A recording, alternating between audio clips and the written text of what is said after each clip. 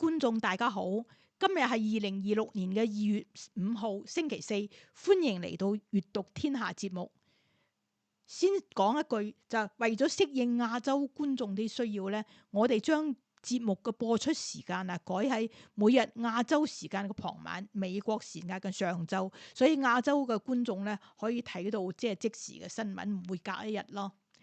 咁我哋今日先講一條同媒體有關嘅大新聞啦。美國最大嘅報紙之一《華盛頓郵報》琴日就宣布大規模咁裁員，壓縮報導版圖。咁佢嘅裁員人數真係好多，多到員工嘅1/3。嗰啲員工就話睇下通知啦，第日唔好上班，你喺屋企開 Zoom meeting 啊。咁就大家就接到，真係我識得好多人都俾人炒咗。咁啊，郵報嘅老闆Bezos。上一年就講過噶，佢話呢份報紙呢，佢年年都要賠6000幾萬美金啊！咁佢梗係亞馬遜嘅老闆呢，佢又賠得起啦。但係佢最近一年嘅一系列動作呢，顯示出佢對郵報嘅左傾啊，而且同埋郵報嗰啲好激烈咁反川普嘅入場呢，感到好不滿。我哋下邊睇下 CBS 嘅新聞報導。美國媒體華盛頓郵報宣布，將會喺所有部門裁減大約1/3員工，同時縮減海外新聞報道規模，並關閉部分版面。消息一出，隨即喺美國新聞界引起廣泛關注。華盛頓郵報執行主編馬特·麥里星期三透過一次線視像會議向員工公布裁員決定。佢向同事表示，報社將會重組本地新聞部同編輯團隊，關閉圖書版，並減少派駐海外嘅記者人數。華盛頓郵報體育專欄作家巴里·斯弗盧加其後喺社交平台透露，根據麥里喺會議中嘅說法，報社亦計劃關閉現有形態下嘅體育部門。喺一封向編輯部發出並由 CBS 新聞取得嘅信件中，麥里表示，今次重組旨在令華盛頓郵報站喺更穩固嘅基礎之上，以應對新科技急速變化、用戶閱讀習慣持續轉變嘅時代。麥里同時承認，呢間由亞馬遜創辦人貝索斯持有嘅媒體機構喺經歷多輪削資同自願離職計劃之後，仍然面對嚴峻嘅財務壓力。曾於2013年至2021年出任華盛頓郵報執行主編嘅馬丁·巴倫接受 CBS 新聞訪問時表示，呢一輪裁員將嚴重削弱報社嘅新聞採訪能力。佢指出，報道範圍將會大幅收窄，形容情況令人惋惜，因為報社係主動降低新聞抱負，而唔係提高標準。巴倫亦批評郵報管理層部分編輯決定，包括喺2024年全國大選前夕選擇唔為任何總統候選人背書嘅爭議做法，認為此舉損害咗報社聲譽。巴倫同時將部分責任歸咎於貝索斯，指對方將商業利益擺喺報紙整體利益之上。佢話，貝索斯已經唔再係當年支持新聞理想嘅老闆，而係容許商業考量干擾對華盛頓郵報嘅管理。截至目前，貝索斯嘅公關團隊同亞馬遜方面均未就相關批評作出回應。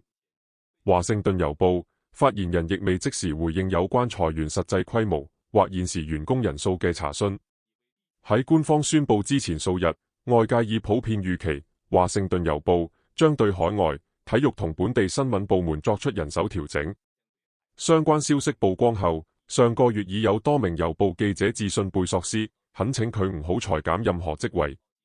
郵報海外記者喺公開信中警告，裁撤呢批消息來源深厚、經驗豐富、長期奮戰前線嘅員工，將削弱報社應對重大新聞事件嘅能力。本地新聞部記者亦呼籲貝索斯保留職位，強調要令華盛頓郵報繼續成為報道華盛頓嘅媒體。貝索斯於2013年以2.5億美元收購華盛頓郵報，當時正值讀者人數下滑、財政壓力加劇之際，佢曾向員工承諾，報社會承繼已故出版人海瑟琳·格雷厄姆嘅精神，追求真相，報道重要新聞，不惜任何代價。美國嘅眾議院呢，就日前通過咗一個法案，叫做保障美國選民資格法案，佢簡稱叫 SAFE Act。咁佢個目的就係要加強喺聯邦嘅選舉中對選民身份嘅審核啦。最主要嘅就係話你去投票嗰時咧，你要出示帶相片嘅證件。一唔係咧，你又唔能夠參與聯邦嘅選舉。咁呢個法案到咗參議院，話民主黨啲議員就即係跳起身大力反對。少數黨領袖 Charles Schumer 紐約嚟嗰個，佢就話啦，佢話呢個係種族歧視啊。佢話不過咧 CNN 嘅民調專家 Harry Anton 就用數字嚟講話啦，佢話咧絕大多數嘅民眾啊，包括民主黨人都支持投票要身份證。我哋睇下佢嘅配音視頻。咁我為咗俾大家明白啦，選民身份識別係指選民喺投票嘅時候出示帶相嘅身份證明。當佢哋去投票嘅時候，因為目前正係討論係咪需要護照或者出生證明先至能夠登記投票，但係投票都係憑選民身份證投票。正確出示有雙嘅身份證去投票。美國人都同 Nicki Minaj 一樣，因為我哋到底喺度講緊咩啊？咁你睇下呢度支持用選民身份證去投票。你喺我熒幕上有咁多民調。追溯到2018年，你會見到全部數字咧都高過75%、76%、76%、76%、81%。到上年有83%美國人都同 Nicki Minaj 一樣嘢法，佢哋支持咧用有雙身份證先可以投票。嘅政黨分配係點啊？係啊，正常你可能會喺政黨之間會有好大分歧，共和黨好支持，民主黨就好反對，但其實唔係㗎，即係你睇下呢度支持用有雙身份證先可以投票。你喺共和黨有95%支持，基本上全部人都支持，但係連民主黨都有71%支持用有雙身份證投票。所以再講多次 Nicki Minaj 係 X 度 post 呢樣嘢，而你見到其實美國人其實呢個議題咧都唔算真係咁有爭議，美國人都支持 Nicki Minaj， 無論佢哋係共和黨定民主黨。我哋講緊有70%民主黨人都同意 Nicki Minaj， 覺得投票係應該要出示有雙身份證。嘅種族分佈又係點？好啦，咁呢個議題嘅種族分佈又係點呢？因為我哋好多人都會講少數族裔、非白人美國人要睇到有雙身份證去投票係比較困難。但即使係咁，你睇下呢度支持用有雙身份證投票，85% 白人支持，82% 拉丁裔支持，76% 非裔美國人都支持。咁所以重點就係選民身份證嘅美國其實唔係咩有爭議嘅事，用有雙身份證去投票喺美國根本唔係咩有爭議嘅事，無論係政黨定種族呢件事都唔係有爭議。絕大多數美國人都同 Nicki Minaj 一樣認為，其實你應該要有雙身份證先可以投票。換句話講，根本就唔係咩爭議。非常好 ，John Berman 先生嘅頭韻，哈佛教育又再一次發揮作用。Harold 多謝你。睇完視頻之後呢，下邊我哋睇一篇今日美國嘅評論文章。呢個作者呢係長期關注選舉制度同公共政策嘅專欄作家嚟嘅。佢喺文章中提出一個好直接嘅問題，佢話點解絕大多數美國人支持選舉誠信啊？點解民主黨會反對呢？佢就想回答呢個問題啦。美國人想要嘅係選舉誠信。問題係點解民主黨唔想要？老實講，我一向都唔太情願俾民主黨人咩讚賞。不過有一點我一定要承認，佢哋好清楚幾時要圍埋一齊，幾時要強推法案，而且喺國會入面執行力極強。我唔中意佢哋實際操作出嚟嘅結果，好似2009年參議院民主黨人幾乎喺冇任何共和黨支持嘅情況下，用足60票強行通過平價醫療法案。但現實係，去到2025年，共和黨其實都用咗差唔多同一套方式，靠住副總統曼斯投下關鍵一票，通過咗一項宏大而美麗的法案。既然共和黨已經證明自己都做得到，就應該學得徹底啲，把同樣嘅膽量同狠勁用喺下一件事上，通過保障美國選民資格法案，即係4法案。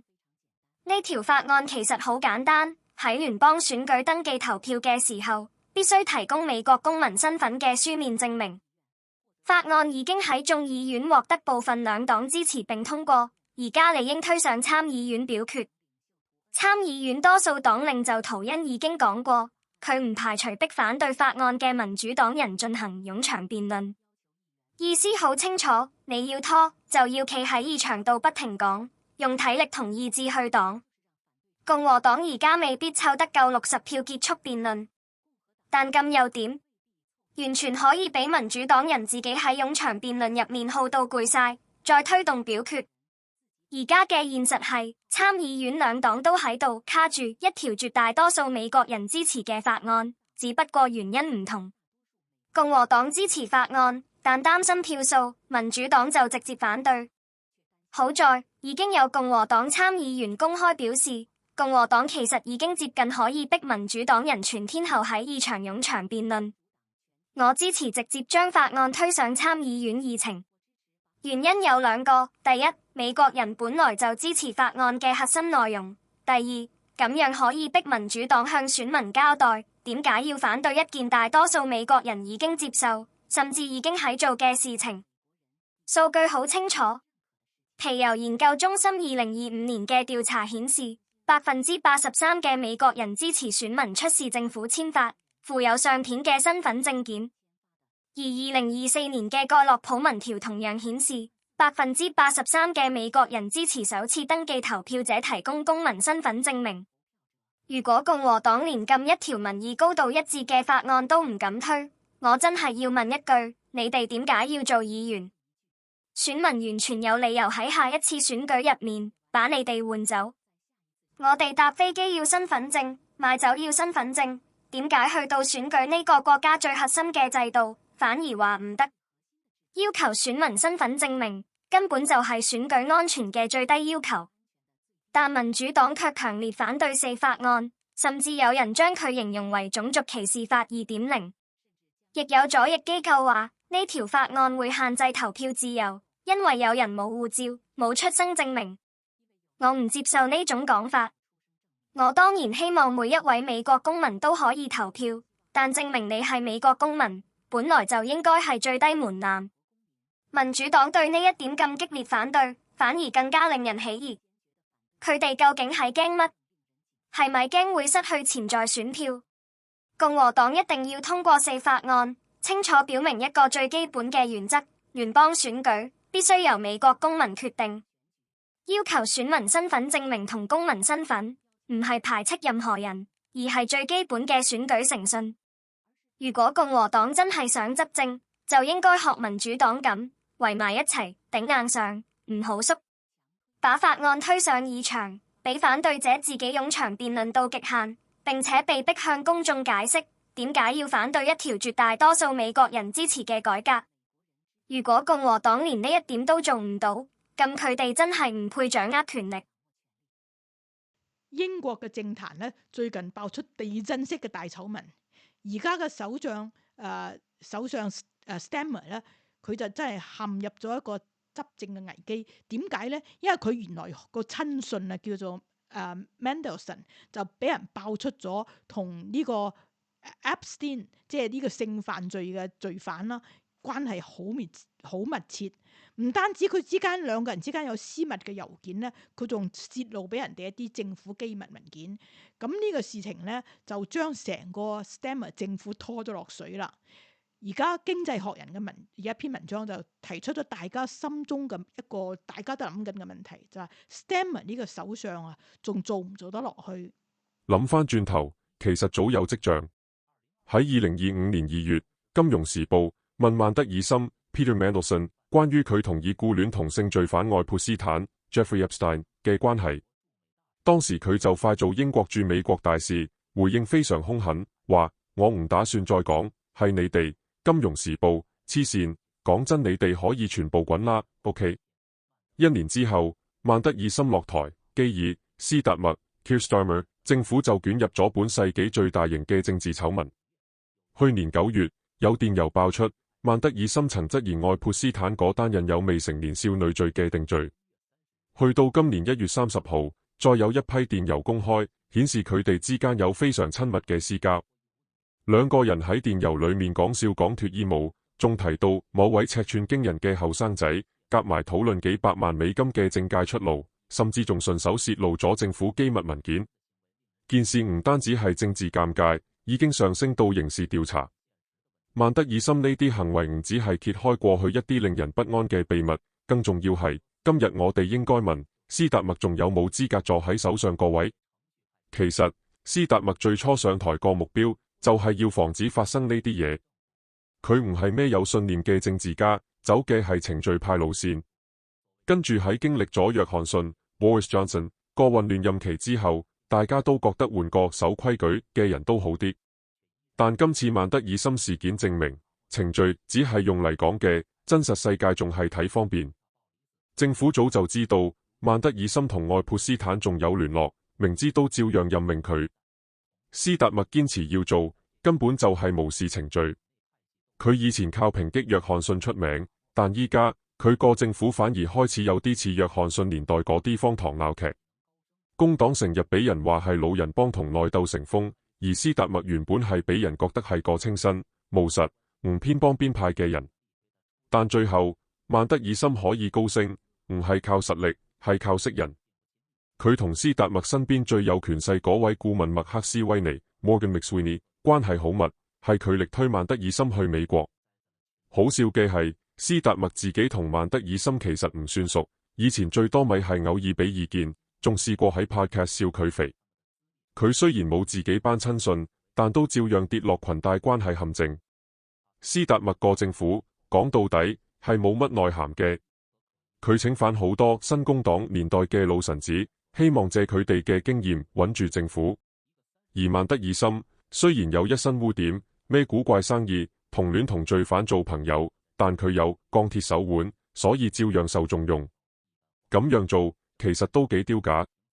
一個90年代出名嘅政治老鬼，又返嚟政府高層，好似布萊爾 Tony Blair 時代，如果用返60年代哈羅德、威爾遜啲人一樣咁荒謬。政壇唔止老化，簡直係停滯。最尷尬嘅藉口就係任命曼德爾森其實唔係斯達默自己主意，係聽顧問話。黨內成日當斯達默係個冇乜主見嘅人，甚至有人話佢以為自己揸緊架火車，其實我哋只係俾佢坐喺 DLR 倫敦輕鐵假駕駛位度，俾佢過下手印，結果斯達默號火車終於出軌。佢依家仲坐得穩首相位，只係靠啲對佢冇乜尊重嘅議員睇佢唔死。後排議員怨聲載道，擔心自己30幾歲就因為呢單戀同黨友醜聞搞到前途盡毀。更難頂係有前任部長話自己被調職嗰陣，原來曼德爾森仲喺白宮食住 canopy 幫手出謀獻策。輸咗職位都算，輸俾一個21世紀版本嘅普羅富莫 Profumo， 一個當年因性醜聞搞到政府倒台嘅保守黨人，就真係冇癮。而家斯達默唯一可能仲有得救，就係靠運氣，正正係當年令佢成功上台嗰樣嘢。佢啲潛在對手好似現任衛生大臣韋斯、史翠婷 West Streeting 同曼德爾森更 friend。不過工黨上下都長期受唔住曼德爾森魅力，即使知佢有咁多問題，都死死地氣繼續用。好多比斯達默仲叻嘅人都中招，所以佢中都唔出奇。但係傻決定始終會打敗好運。最諷刺嘅係斯達默難得清醒一次，喺內閣講，公眾唔係淨係見到曼德爾森，而係見到所有政客。雖然佢搞唔掂件事，但佢起碼明件事幾嚴重。佢講得啱，曼德爾森身上嗰種厚面皮，正正係令政治腐敗嘅毒藥。但如果佢真係信自己講嘅說話，佢應該一齊辭職落台。俄烏戰爭打咗4年啦，咁和平談判呢一直都冇成功。而家呢，美國就斡旋啦，新一輪嘅談判就係俄烏之間談判咧，喺阿布達比就開始。咁就喺談判嘅前夕啊，俄羅斯再次發動咗大規模對烏克蘭嘅空襲。咁外界都問啦，普京係咪真係想傾和平㗎？定係攞呢個嚟拖延時間㗎？但係今次呢，呢個和談會議內部有消息嘅顯示呢，俄烏雙方嘅主持嘅人呢都比較務實，而且俄羅斯人嘅態度都有啲放緩。我哋睇下 Political 嘅報導。新一輪由美國斡旋嘅烏克蘭問題會談喺阿布扎比正式展開。喺俄羅斯對烏克蘭發動全面戰爭即將踏入第4個年頭之際，整體前景依然黯淡。不過，今個星期嘅面對面談判，或者終於可以回答一個關鍵問題：俄羅斯總統普京到底係咪認真？喺為期2日嘅會談開始前一晚，俄羅斯喺短暫週末停火之後，重新對烏克蘭發動大規模空襲。過去一夜，俄軍出動約450架無人機同71枚導彈，包括彈道導彈，襲擊基輔、第聶伯羅、哈爾科夫、蘇梅同敖德薩等多個城市，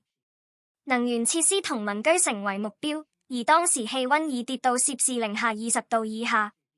烏克蘭外長安德里·西比哈公開表達強烈不滿，直言必須令普京徹底打消靠轟炸、恐怖同侵略去達成任何目的嘅幻想。佢話，本星期喺亞布扎比嘅外交努力，以及普京早前向美國作出嘅承諾，都冇阻止俄方喺最嚴酷嘅寒冬之中，繼續對普通民眾施行恐怖行為。根據美國總統川普嘅講法，呢啲承諾包括喺一段極端嚴寒嘅時間入面，整整1星期唔攻擊基輔同其他主要城市。不過，川普話音未落，克里姆林宮發言人佩斯科夫已經警告，呢次暫停只會維持到週末。呢種情況顯然唔係一個理想嘅談判起點。唔少烏克蘭政界人士認為，俄羅斯只係做樣，目的係避免站喺一位難以預測嘅美國總統對立面。雖然呢位總統對普京顯得特別有耐性，對烏克蘭總統澤連斯基就冇咁寬容。事實上，烏克蘭人一早就冇對所謂嘅1星期能源停火寄予太大希望。殘酷嘅戰爭已經教識佢哋，永遠要預期最壞結果。澤連斯基顧問米哈伊洛·波多利亞克喺社交平台發文直言，一切完全可以預料。佢話呢個就係俄羅斯式嘅停火，趁短暫回暖囤積導彈，再喺夜晚氣溫跌到-24度甚至更低嘅時候發動襲擊，目標仍然係平民。佢認為俄羅斯根本冇任何理由停止戰爭，終止帶有種族滅絕性質嘅行為，或者真心投入外交，只係不斷利用寒冷作為武器。要反駁呢種悲觀，其實並唔容易。普京領導下嘅克里姆林宮長期以嚟都將和平談判當成拖延時間、混淆視聽、消耗對手嘅工具，同時繼續推進戰事。呢套做法，普京同外長拉夫羅夫喺烏克蘭問題上反覆使用，多年嚟喺敘利亞戰場亦如出一轍。不過，一啲熟悉談判進展嘅烏克蘭同美國消息人士指出，今次會談可能比外界普遍估計嘅更加有希望。佢哋話，雙方態度確實出現某程度嘅轉變，變得更加務實同有建設性。雖然呢個形容詞過去經常被濫用。一名長期為基輔提供意見、唔願公開姓名嘅共和黨外交政策專家形容，以前嘅談判就好似冇麻醉拔牙一樣痛苦。佢話，以往每次睇到官方通報話會談富有建設性，都令人忍唔住想大叫。但而家佢認為情況確實有啲唔同，俄羅斯似乎開始更認真對待呢啲會談。佢指出，呢種變化部分原因係烏克蘭談判團隊嘅調整。喺澤連斯基前任強勢幕僚長葉爾馬克離任之後，新一批核心人物逐漸發揮影響力，包括總統辦公室負責人、前軍事情報局局長布達諾夫、國家安全與國防委員會秘書烏梅羅夫，以及執政黨人民公僕黨團領袖阿拉哈米亞。呢名專家話，自從阿拉哈米亞參與之後，俄方態度明顯改善，因為對方尊重呢批談判代表，特別係阿拉哈米亞，認為佢哋活喺現實世界，亦願意作出妥協。佢謹慎地表示，今個春天結束戰爭，並非完全冇可能。一名同樣要求匿名嘅前烏克蘭高級官員，態度就冇咁樂觀，但亦承認談判氣氛同俄方語氣出現變化。佢形容俄方代表團負責人、俄軍總參謀部情報總局局長科斯秋科夫以及情報官佐林屬於務實型人物，唔似拉夫羅夫同普京咁，成日長篇大論所謂嘅衝突根源。呢名前官員估計，轉變可能源於克里姆林宮判斷，歐洲正逐步認真推動整體防務，擴大武器生產，並試圖減少對美國安全保護嘅依賴。一旦戰爭結束，歐洲領袖要向選民解釋為何需要承受更高防務開支，將會變得困難得多。當然，亦有人警告，俄羅斯語氣轉變，可能只係另一種拖住川普嘅策略。澳洲退役將軍米克·瑞安指出，普京為呢場戰爭付出巨大代價，卻幾乎冇實質成果。如果而家接受一個無法宣稱勝利嘅談判結果，喺國內政治層面將會係一個巨大問題。無論背後動機係乜，未來幾日亞布扎比會談嘅結果很可能會清楚顯示一件事：普京今次究竟係咪真係準備好面對和平？下面係今日嘅短評快新聞。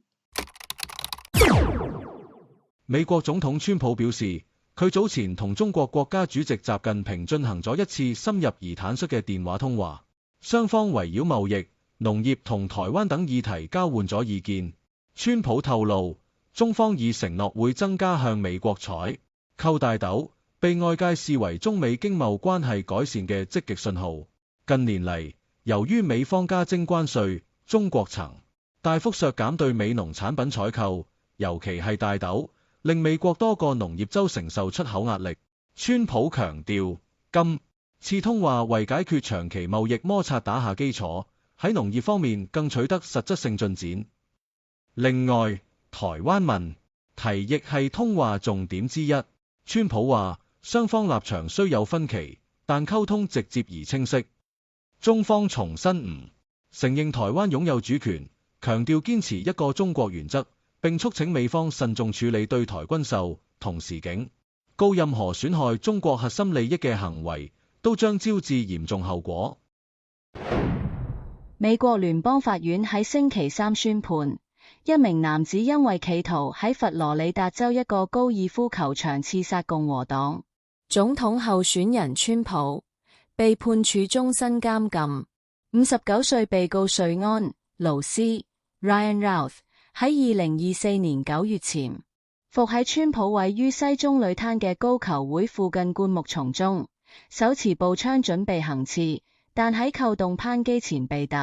勤局探員發現並當場開槍制止。陪審團喺2025年裁定，勞斯犯下包括企圖刺殺總統候選人、非法持槍及襲擊聯邦官員等5項重罪。審訊期間，勞斯一度企圖喺法庭自殘，並堅持自行辯護。主審法官批評佢行為有預謀且極具危險性，除終身監禁外，另加判7年刑期。檢方指出，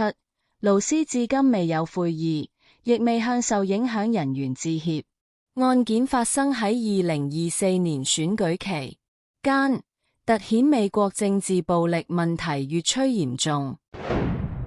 美國參議院喺星期三就一項限制總統對委內瑞拉動用軍事力量嘅戰爭權限決議進行投票，結果以50票對50票打成平手。副總統曼斯以參議院議長身份投下關鍵一票反對該案，使得最終結果為51比50，決議正式被否決。該提案由部分反對川普外交政策嘅議員提出，目的是想限制總統喺未經國會授權情況下展開軍事行動。曼斯投下反對票，外界視之為川普政府喺參議院一次關鍵勝利，亦顯示白宮喺委內瑞拉問題上將維持強硬立場。事件同時反映出國會對戰爭權限歸屬存在深層分歧。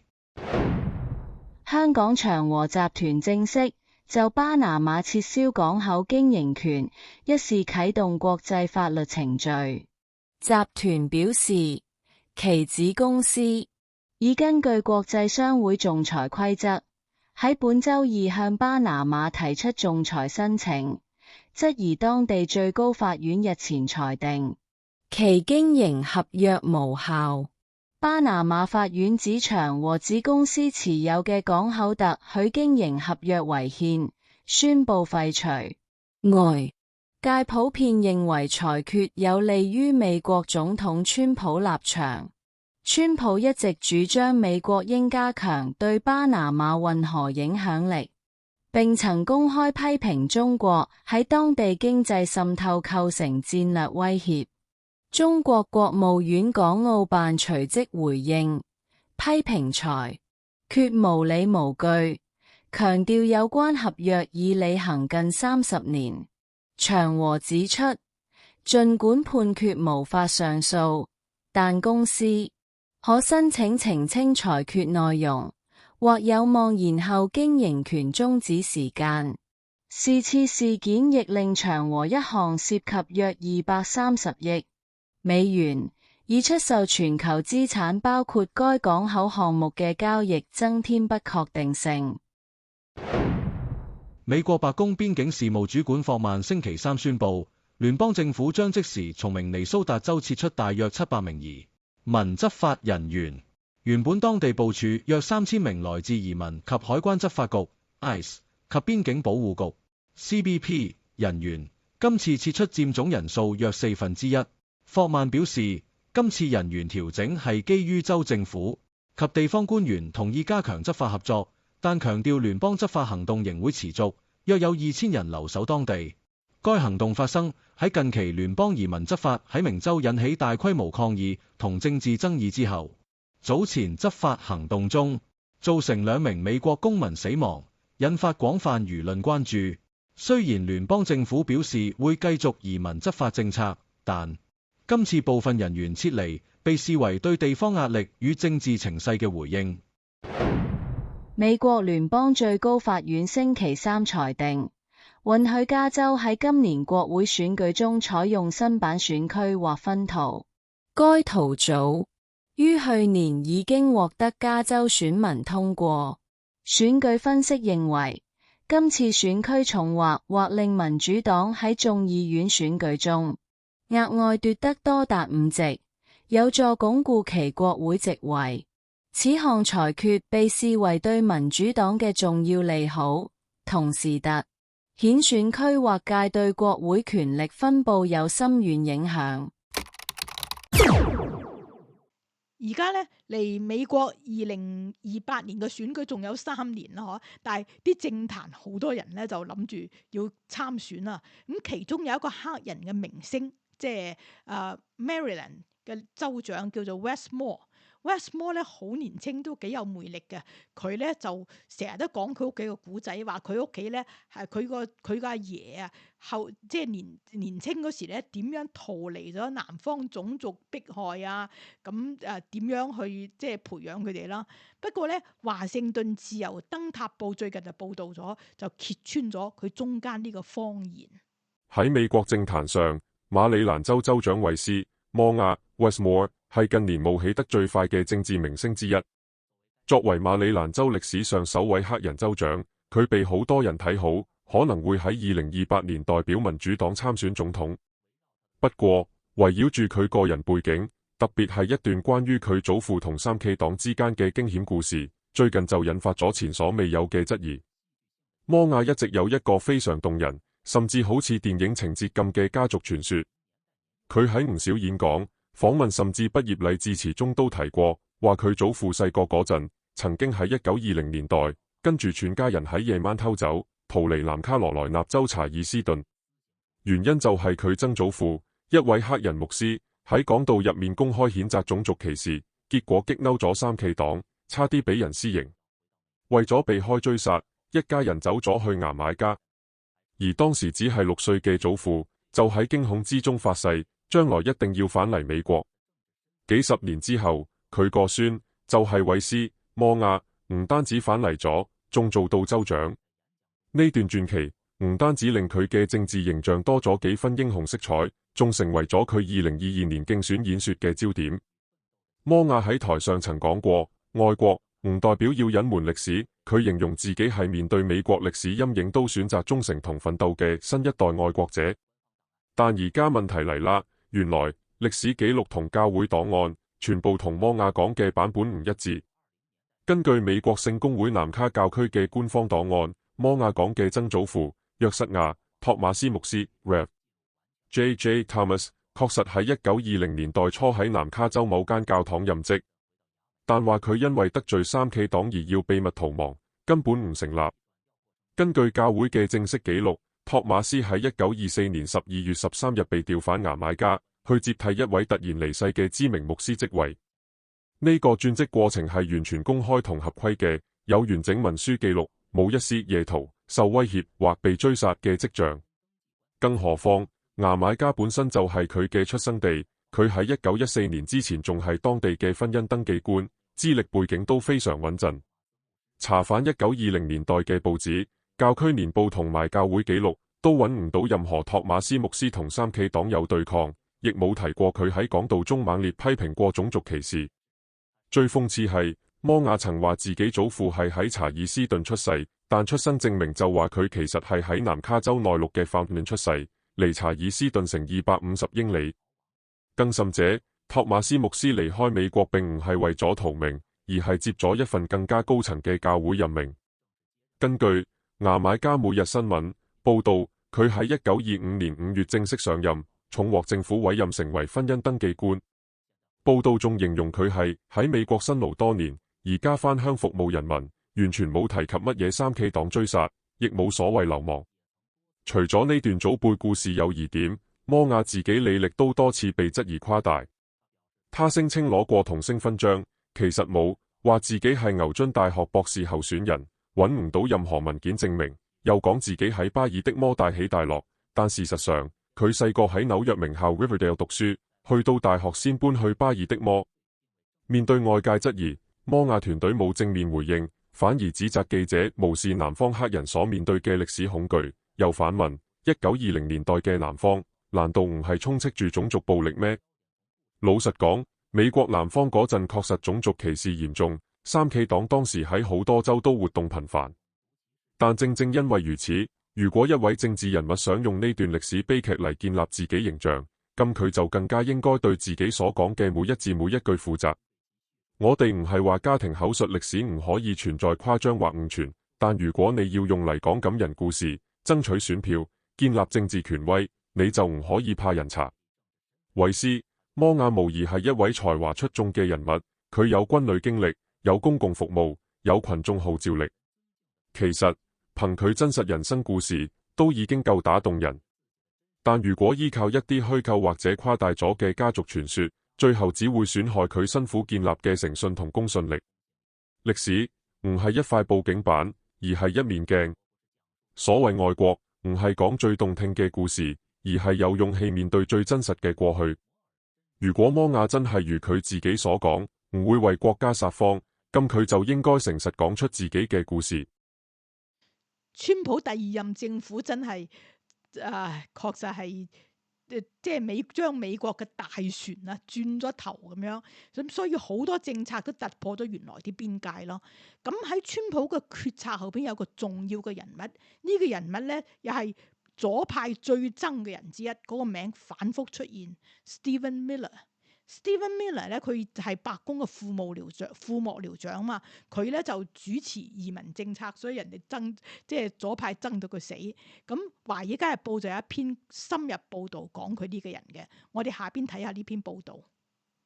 喺明尼亞波利斯冰冷嘅街頭，聯邦執法人員開槍擊斃亞歷克斯普雷蒂後冇幾耐，佢嘅遺體仍然俯臥喺結冰嘅路面上。美國海關與邊境保護局官員已經向白宮副幕僚長史蒂芬·米勒發出信息，正係呢位白宮核心人物迅速為政府對外嘅回應定下基調。當白宮嘅溝通同政策團隊仲喺度整理已知資訊，商討應該點樣發聲，以及由邊個向川普匯報之際，米勒已經搶先一步出手。槍擊發生後3個鐘，米勒喺社交平台亦發文，形容遇害嘅退伍軍人事務部護士係本土恐怖分子，仲指控對方企圖暗殺聯邦執法人員。呢段說法瞬間引爆川普第二任期內其中一次最大嘅政治風暴。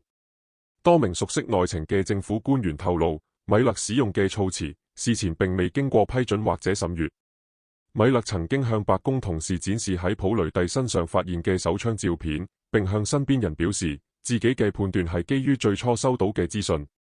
冇幾耐之後，川普本人亦喺社交媒體轉載咗嗰張槍支相片，話支槍已經上膛，隨時可以用，仲反問一句呢件事究竟意味住乜？但隨後公開嘅多段影片畫面很快推翻咗米勒對事件嘅描述，亦罕見淡令呢位白宮權力極大嘅顧問遭遇挫折。多名白宮官員指出，喺川普第二任期入面，幾乎每一項突破既有界線嘅行動背後都有米勒嘅影子，包括喺美國多個城市展開嘅大規模移民清查行動，以及喺加勒比地區造成致命後果嘅船隻打擊行動。當明尼亞波利斯出現示威浪潮時，知情人士透露，米勒曾向總統提出引用反叛亂法，建議派遣軍隊介入。之後，川普亦公開提到過呢個可能性。今年1月初，移民執法人員喺行動中擊斃雷尼古德之後，白宮同國土安全部高層曾經討論應唔應該暫停喺明尼亞波利斯嘅行動。一名白宮官員表示，米勒當時主張唔單止唔好停，仲應該派更多人手落場，一方面繼續突襲，另一方面保護前線執法人員。佢同時提醒總統，最初喺當地展開行動嘅目標係針對同索馬里移民有關嘅福利欺詐問題。現年40歲嘅米勒，來自加州傳統自由派城市聖塔莫尼卡，自2016年起就一直陪伴川普左右。佢成功向總統證明，對非法移民採取強硬手段，喺政治上係贏得選票嘅策略，因而贏得高度信任。喺川普2020年敗選之後，米勒亦有份參與策劃對方重返白宮。白宮官員指出，米勒多次重申，壞人正大量湧入美國，並堅持政府必須用更強硬嘅執法方式回應。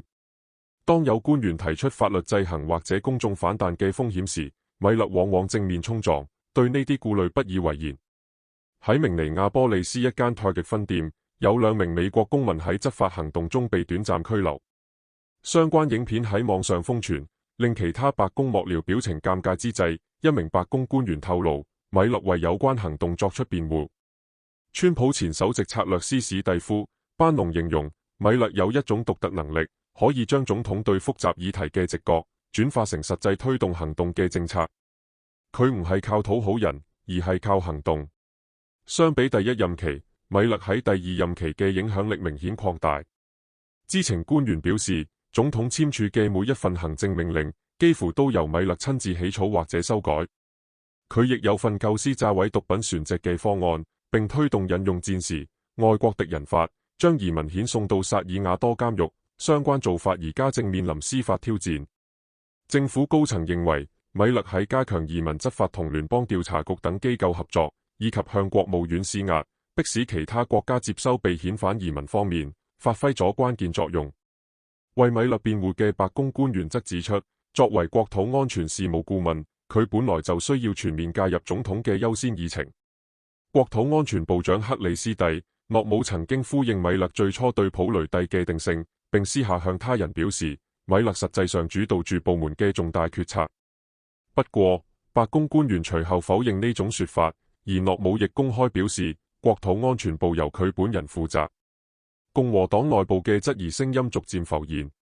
北卡羅來納州共和黨參議員湯姆·蒂利斯公開表示，川普應該解僱米勒同諾姆，批評將普雷蒂形容為恐怖分子嘅做法係最差嘅業餘操作。裂痕甚至延伸到橢圓形辦公室。多名曾同總統交談過嘅人士透露，川普已留意到民調顯示其部分移民政策並唔受歡迎，亦對米勒喺某啲方面走得太遠感到唔安。總統亦向幕僚轉述，有商界人士致電投訴，話長期受僱嘅工人被驅逐出境。不過，即使爭議不斷，米勒喺川普核心圈子嘅地位依然穩固。喺2024年競選期間，當其他顧問希望將重點放喺經濟議題時，米勒堅持以移民作為主軸。喺川普第2任期初期，米勒曾經喺移民與海關執法局總部對聯邦探員表示，總統對拘捕數字感到失望，並要求探員直接出去拉非法移民，唔好理會名單。呢番說話標誌住執法策略轉向更大規模，集中針對民主黨執政城市嘅行動。隨住策略升級，全副武裝戴住面罩嘅聯邦人員喺多地展開掃蕩，拘留咗包括合法身份人士在內嘅人群，並喺明尼亞波利斯等城市引發街頭示威同暴力衝突。喺每日嘅國土安全協調會議上，米勒不斷向官員施壓，要求提升遣返數字。佢提出每日3000人嘅目標，並推動為新招募嘅移民執法人員提供高達5萬美元嘅獎金。不少前線人員私下認為呢個數字並唔現實。即使川普本人曾經私下表示不希望再喺工廠同農場進行突襲，米勒仍然持續主張展開大規模行動，試圖超越奧巴馬政府時期嘅遣返紀錄。除咗移民事務，米勒近來亦擴大咗自己嘅影響範圍。喺一次電視訪問中，佢甚至談到以軍事手段實現美國喺北極地區嘅野心，相關言論令其他白宮官員感到震驚，並被指並未得到總統授權。喺白宮內部，米勒以工作時間極長、行事強硬聞名。佢擅長用血腥、震撼嘅畫面去影響總統決策，亦極少留下書面指令，多數透過加密通訊軟件發號施令。普雷蒂事件發生幾日後，米勒依然頻繁出現喺川普嘅社交同政治核心圈之中，顯示呢位不斷推動政府突破界線嘅關鍵人物，其影響力仍然未見削弱。以上就係今日閱讀天下節目嘅全部內容。我係龔小夏，多謝大家收睇，我哋聽日見。